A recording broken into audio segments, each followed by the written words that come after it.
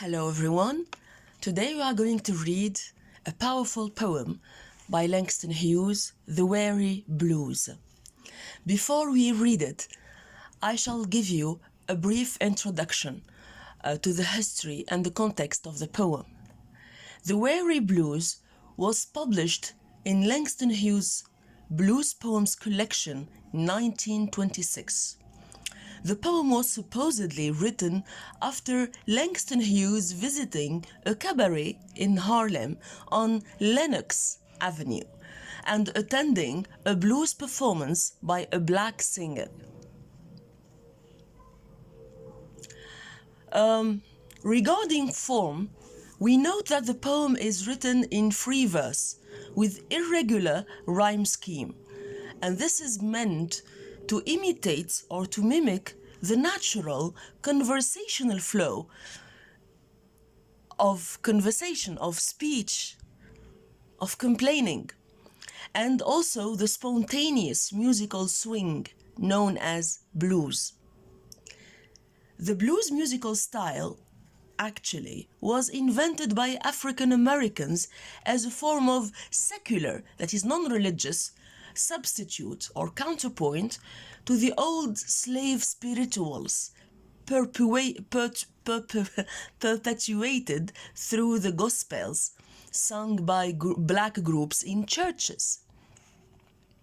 The blues, however, is sung by an individual, not by groups, like as is the case with the gospels. So it is sung by an individual, which emphasizes the loneliness of the performer. Like old slave spirituals, however, this is a common trait, the blues express deep pain and grief.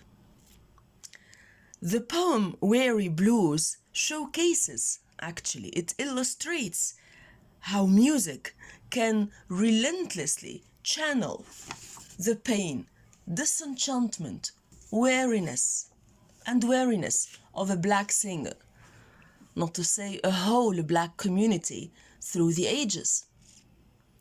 So, to sum it up, Langston Hughes' poem is about the power and pain of black art being channeled, being alleviated, if you want, through the cathartic power of music. Now, let us read the poem together.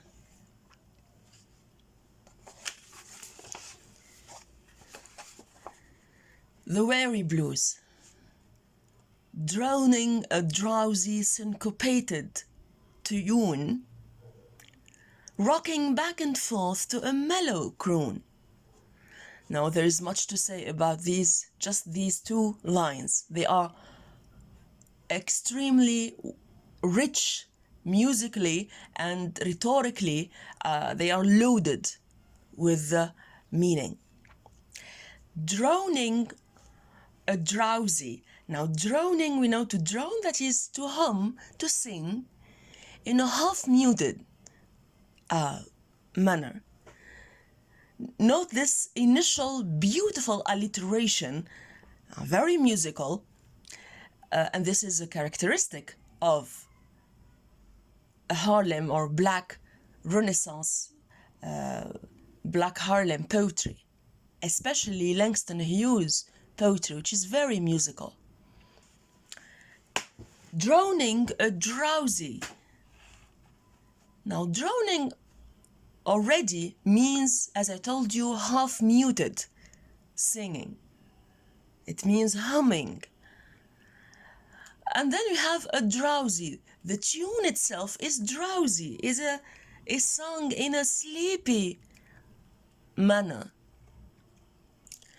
And then the speaker adds another layer to this frailty, to the frailty of the tune being sung.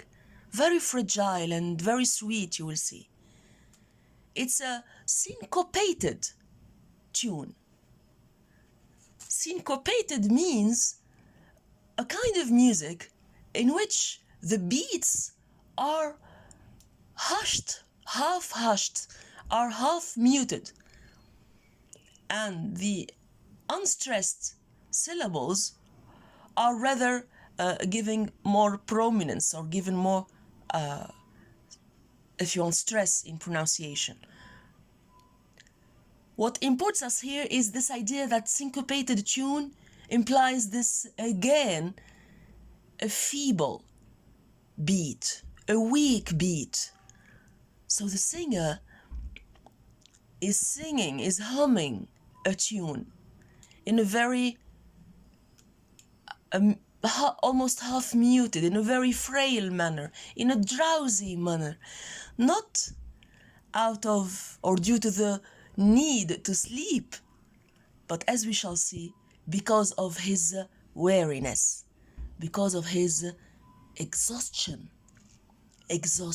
we can anticipate, due to the fact that he sang over and over again the song of pain and felt the pain alike again and again. Let us carry on.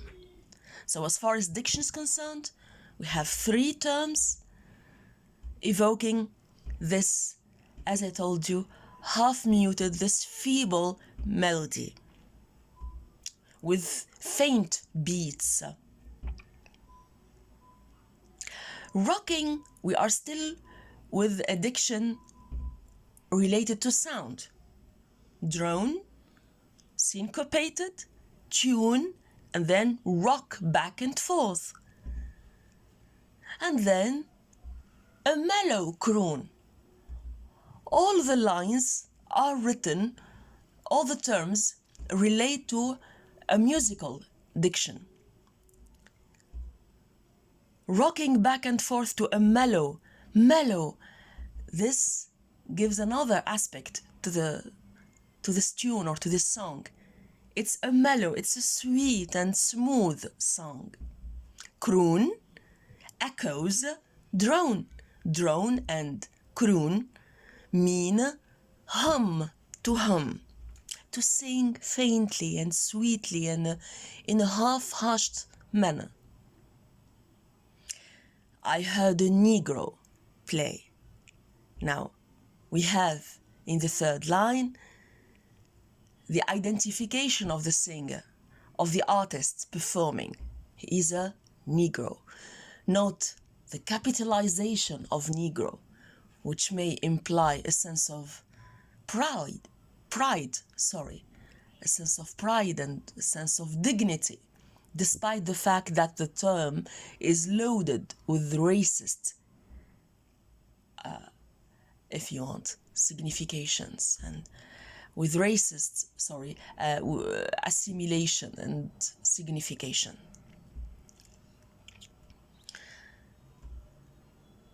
Then we have a further, if you want, identification. We move from general to particular to more particular. We have, if you want, the detail regarding the place, the setting.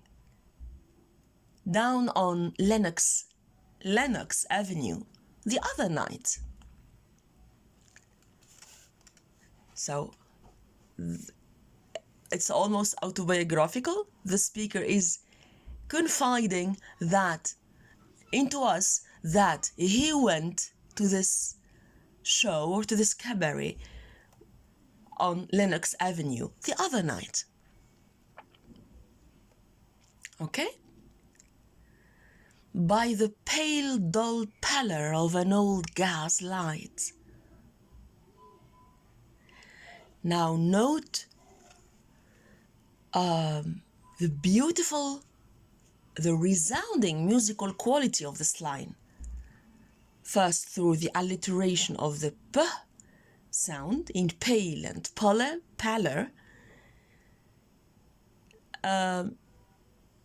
We note also, as far as meaning is concerned, this emphasis on pallor and pale and faint light, which is in tune, if you want, with the tune itself, which is as the light is as faint as the singer's if you want, voice or singing. His singing is smooth, but also faint and wary. Note also the reference to old gas light. This instrument, or rather this item, has a symbolic value. It can be a reference to times before, to a long history of black slavery, of pain, of exploitation, of persecution, if you want. Okay, so the gaslight, it's old, and by itself it's an old item, and it does have this symbolic, historic, if you want, value or significance. He did a lazy sway, and then we have long pause with the suspension points, and then the line is repeated in a refrain-like manner. He did a lazy sway. Note the coolness of this line, and the assonance in lazy and sway, the repetition of the A sound. I shall carry on in the next video. See you.